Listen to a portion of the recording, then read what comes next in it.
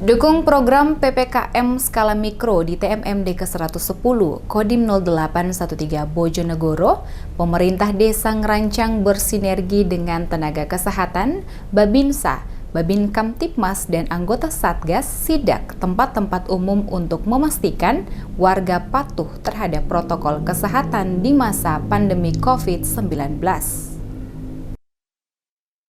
Pemerintah desa ngerancang bersinergi bersama tenaga kesehatan setempat, Babinsa, Babin Kamtipmas, dan anggota Satgas bersama-sama lakukan sidak kepatuhan protokol kesehatan di tempat-tempat umum di lingkungan sekitar desa ngerancang.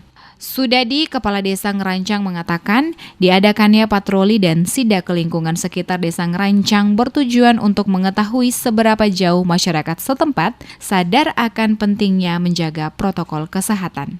Tidak hanya itu, dalam kegiatan tersebut juga dilakukan pembagian masker dan edukasi mengenai pentingnya mematuhi protokol kesehatan di tengah pandemi COVID-19.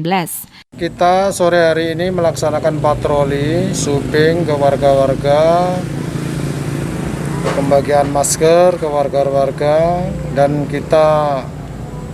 sehingga kita bisa mengetahui seberapa jauh kesadaran masyarakat kita terkait COVID-19 ini. Walaupun toh kita sebenarnya di Ngerancang ini zona hijau, tapi perlu kita antisipasi juga untuk kelangsungan kesehatan warga kami, Mbak.